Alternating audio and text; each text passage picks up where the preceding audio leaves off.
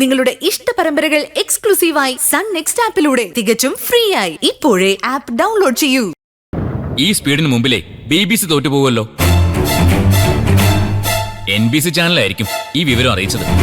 National broadcasting company അല്ല, Nithya's broadcasting company. അതെന്തെങ്കിലും ആവട്ടെ, നീ ആദ്യം അച്ഛൻ ചോദിച്ചതിന് ഉത്തരം പറ. ദേവികയെ ഞാൻ എങ്ങും കൊണ്ടുപോയിട്ടില്ല.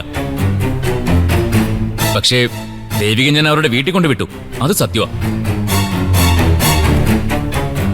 എന്തിനെ? അച്ഛാ, ഞാൻ വരുന്ന വഴിക്ക് ദേവികയുടെ സ്കൂട്ടർ കേടായി വഴി നിൽക്കുന്ന കണ്ടു.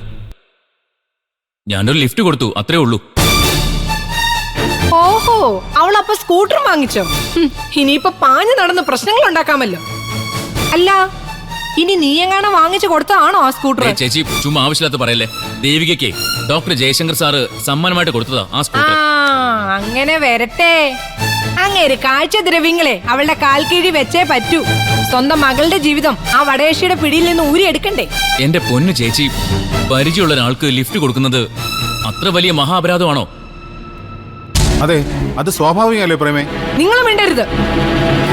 ന്യായീകരണ കമ്മിറ്റിയുടെ ഇടപെടലേ ആവശ്യമുള്ളപ്പോ ഞാൻ പറയാം. പറയുന്നതിൽ ഒരു പൊരുത്തക്കേടുണ്ടല്ലോ സിദ്ധു. അതെങ്ങനെ നീ വരുന്ന വഴിയിൽ വെച്ച് തന്നെ കൃത്യമായിട്ട് ദേവികയുടെ സ്കൂട്ടർ കേടാവുന്നത്? അങ്ങനെ ചോദിക്കച്ചാ. ഒക്കെ ഇവന്റെ റൂട്ട് മാപ്പ് പിടിച്ചെടുത്തിട്ട് അവളുടെ കളിയാ.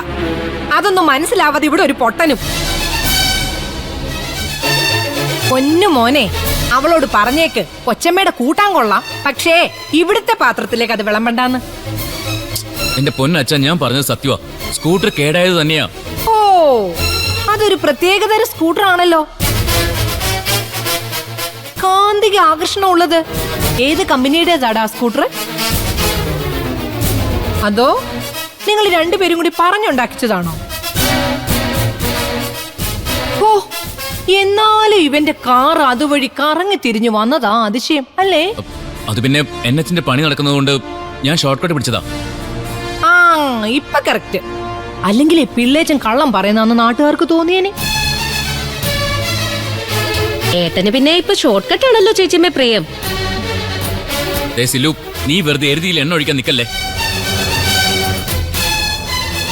എന്റെ അച്ഛൻ, ഞാൻ പറഞ്ഞ സത്യമാ. ദേവിക എന്തോ ഷോപ്പിംഗ് ഒക്കെ കഴിഞ്ഞ് നിൽക്കുമായിരുന്നു. വണ്ടി കേടായത് കണ്ടപ്പോ ഞാൻ ദേവികയെ വീട്ടിൽ കൊണ്ട് ചെന്ന് വിട്ടു. അല്ലാതെ ഞാൻ ദേവിക എങ്ങും കൊണ്ടുപോയിട്ടുമില്ല, ഒന്നും വാങ്ങിച്ചു കൊടുത്തിട്ടുമില്ല. സമ്മതിച്ചടാ, നീ പറഞ്ഞതല്ല ഞങ്ങളെ തൊണ്ട തൊടാതെ അങ്ങ് വിഴുങ്ങി. ഇനി എനിക്ക് സംസാരിക്കാനുള്ളത് എന്റെ അച്ഛനോടാ. അച്ഛാ, അധികം താമസിക്കാതെ ഞാൻ ഈ വീട്ടിൽ നിന്ന് താമസം മാറ്റും. പ്രേമേ, നീ എന്തൊക്കെയാ ഈ പറയുന്നത്? ഇവിടുന്ന് താമസം മാറ്റാനോ? എങ്ങോട്ട്? ഉഗാണ്ടയിലോട്ട്. നിങ്ങൾക്ക് സൗകര്യം ഉണ്ടെങ്കിൽ എന്റെ ഒപ്പം വന്നാ മതി. സില്ലു എന്തായാലും എന്റെ കൂടെ വരും. അച്ഛനും വരുമെന്ന എന്റെ വിശ്വാസം. ചേച്ചി എന്തൊക്കെയാ ഈ പറയുന്നേ? ഞാൻ നിന്നോടല്ല, എന്റെ അച്ഛനോടാ സംസാരിക്കുന്നത്. പ്രേമേ, ഞാൻ കാര്യമായിട്ട് തന്നെ പറഞ്ഞ അച്ഛാ. ഇവിടെ ഇപ്പൊ എല്ലാവർക്കും വേണ്ടത് സ്വസ്ഥതയാ. ഒന്നിച്ചു നിന്നാലേ അത് ആർക്കും കിട്ടില്ല. അതുകൊണ്ടാ ഞാൻ എന്റെ വഴി നോക്കാന്ന് വെച്ചത്. ആ, പിന്നെ എനിക്ക് എന്തെങ്കിലും തരാൻ അച്ഛൻ ഉദ്ദേശം ഉണ്ടെങ്കിലേ അച്ഛൻ അത് എനിക്ക് തരണം. സില്ലുമോക്ക് അവകാശപ്പെട്ടതേ അവളുടെ പേരിൽ എഴുതി വെക്കുകയും വേണം. പ്രേമ, നീ എന്തൊക്കെയാ ഈ പറയുന്നത്? നിനക്ക് വല്ല ബോധമുണ്ടോ? പറയുന്നത് പരമാർത്ഥം. എനിക്കും എന്റെ അനിയത്തിക്കും അവകാശപ്പെട്ടതേ കണ്ട തെണ്ടികളും വിധവകളും ഒക്കെ വന്ന് അനുഭവിക്കുന്ന കാണാനേ എനിക്ക് ബുദ്ധിമുട്ടുണ്ട്. അതുകൊണ്ട് അച്ഛാ, സ്വത്ത് വീതം വെച്ചേ മതിയാവൂ. ഭാഗം നടത്തണം. ഭാഗം നടത്താം. അളന്ന് വേർതിരിക്കാനുള്ള കുറ്റിയടിക്കുന്നത് പക്ഷെ മണ്ണിലല്ലേ, അച്ഛനമ്മമാരുടെ ചങ്കില. മണ്ണിന് മീതെ നെടുകയും കുറുകയും ചങ്ങല പിടിക്കുമ്പോ പിളരുന്നത് അവരുടെ മനസ്സാ. മക്കൾക്ക് മനസ്സിലാവാതെ പോകുന്ന പരമാർത്ഥമാ അത്. അച്ഛൻ വിഷമിക്കാതെ. പ്രേമ വെറുതെ പറഞ്ഞതാ. ഞാൻ വെറുതെ പറഞ്ഞതല്ല. അടുത്ത് നിന്ന് ഇവന്റെ നാശം കാണുന്നതിലും ഭേദം അകന്ന് നിന്ന് ഇവനെ ഓർത്ത് സങ്കടപ്പെടുന്നതാ.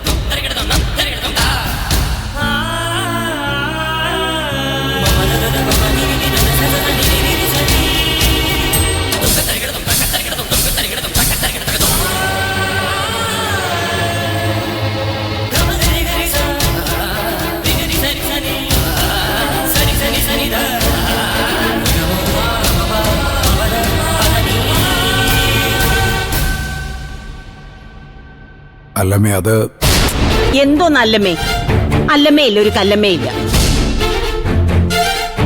നിന്റെ മരുമോളെ രഥത്തിൽ കയറ്റി കൊണ്ടുവിടാൻ അവൻ ആരാടാ? ആ ചിത്താർത്ഥൻ. എനിക്ക് എണീറ്റ് ചെല്ലാൻ കഴിയാത്തത് അവന്റെ ഭാഗ്യം. അല്ലെങ്കിലേ ഇന്നുകൊണ്ട് അവന്റെ രക്ഷകൻ കളി ഞാനങ്ങ് നിർത്തിയേനെ. ആർക്കും കയറി മേയാന്നുള്ളൊരവസ്ഥയായി ഈ വീട്. ചെറുതേ, നീ എന്നെ കൊണ്ട് കൂടുതൽ പറയിക്കണ്ട. നീ കൂടുതൽ എന്ത് പറയാനാടാ? ശരത് മോൻ ഇവിടെ താമസിക്കുന്ന കാര്യമാണ്. നിന്റെ മോളുടെ ഭർത്താവാൻ പോകുന്ന ആളാ ശരത്ത്. അതുപോലെയാണോ കണ്ട വഴിയെ പോകുന്നവര്? അതെ, അയാൾ ഒരു കുറുക്കനാണെന്ന് ഒറ്റ നോട്ടത്തിൽ തന്നെ അറിയാം. ആർക്ക്? നിനക്കോ? നല്ലതും ചീത്തയും തിരിച്ചറിയാനുള്ള കഴിവ് നിനക്കുണ്ടെന്നാണോ നീ പറയുന്നത്? അച്ഛനെ ചിരിപ്പിക്കല്ലേ മോളെ. അച്ഛൻ ചിരിച്ചോ? ഞാനൊന്ന് ചോദിച്ചോട്ടെ, സുധിയേട്ടന്റെ ഹൃദയം ആ സിദ്ധാർത്ഥന്റെ ഉള്ളിലാ ഉള്ളതെന്ന് അച്ഛൻ എന്താ ഉറപ്പ്? അത് നമുക്കിപ്പൊ കാണാനൊന്നും പറ്റില്ലല്ലോ. ആ, കണ്ണുകൊണ്ട് കാണാൻ പറ്റിയില്ലെങ്കിലും മനസ്സുകൊണ്ട് അനുഭവിച്ചറിയാൻ പറ്റുന്നത് ഒരു മനുഷ്യന്റെ നന്മ. സിദ്ധാർത്ഥൻ ഒരുപാട് നന്മയുള്ള ചെറുപ്പക്കാരനാണ്. സുധിമോന്റെ ഹൃദയമാണ് അവന്റെ ഉള്ളിലുള്ളതെന്ന് മനസ്സിലാക്കാൻ വേറെ തെളിവൊന്നും ആവശ്യമില്ല.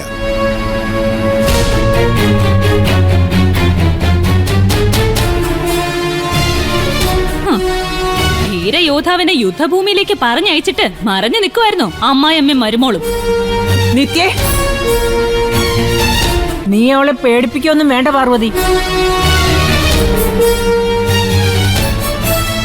അമ്മയോട് ചോദിച്ച ഒരു കാര്യത്തിന് അമ്മ ഇതുവരെ മറുപടി പറഞ്ഞില്ല.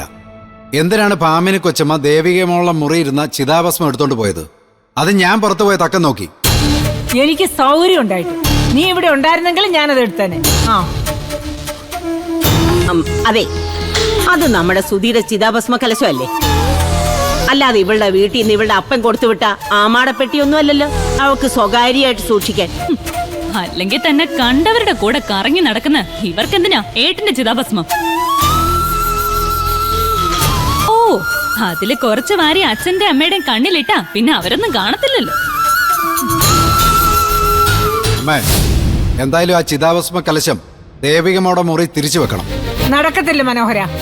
ഈ കാര്യത്തിൽ നീയും നിന്റെ പെമ്പർനോത്തിയും തലകുത്തി നിന്നാലും നടക്കത്തില്ല. ഞാനത് കൊണ്ടേ വെച്ചതേ പൂജാമുറിയില്ല. ചിതാഭസ്മ കലശം ഇരിക്കേണ്ടത് അവിടെ തന്നെയാ. അല്ലാതെ ശുദ്ധിയും വൃത്തിയില്ലാത്ത കിടപ്പുമുറിയിലല്ല.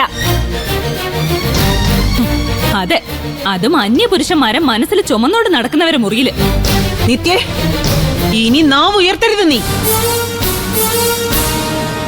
മനോഹര, സുധീയുടെ ചിതാഭസ്മം എല്ലാവരുടെയും സ്വന്തമാ. എനിക്കൊന്ന് നടക്കാറായിട്ടേ ഏതെങ്കിലും ഒരു പുണ്യ നദിയിൽ ഒഴുക്കുകയും വേണം. അതുകൊണ്ട് ആ കാര്യത്തിൽ നീ വഴക്കിനൊന്നും നിൽക്കണ്ട. വേണ്ട.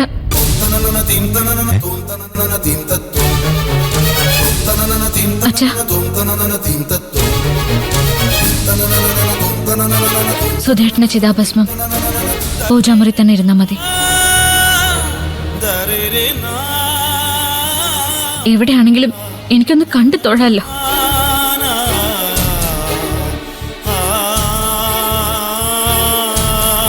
എനിക്കത് മതി, അത് മതി എനിക്ക്. മോളെ,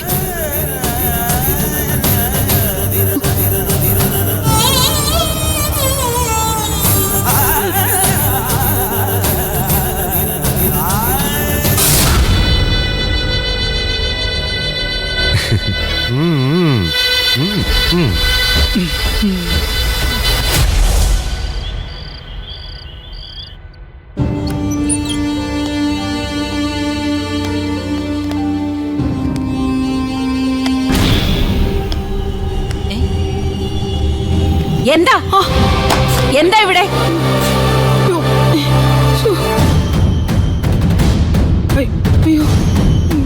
എന്താ ഇത്? നിങ്ങൾക്ക് എന്താ പെണ്ണുമ്പിള്ളേ ഇവിടെ കാര്യം? കള്ളിപ്പൂച്ച പോലെ കുറെ നേരമായല്ലോ ഇവിടെ കിടന്ന് ചുറ്റിത്തിരിയുന്നു. എന്തെങ്കിലും അടിച്ചു മാറ്റാനുള്ള പദ്ധതിയാണോ? അയ്യോ അല്ല, ഞാൻ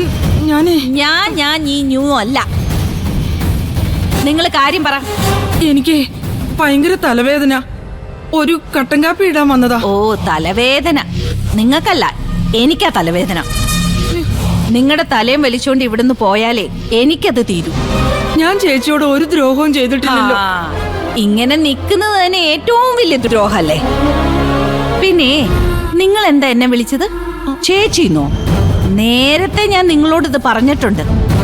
എന്നെ നിങ്ങൾ അങ്ങനെ വിളിക്കരുതെന്ന്. നിങ്ങളെക്കാൾ ഒരുപാട് പ്രായം കുറവാ എനിക്ക്. അല്ല, ഞാൻ ബഹുമാനം കൊണ്ട്. ബഹുമാനം വേണം, അതൊട്ടും കുറയ്ക്കണ്ട.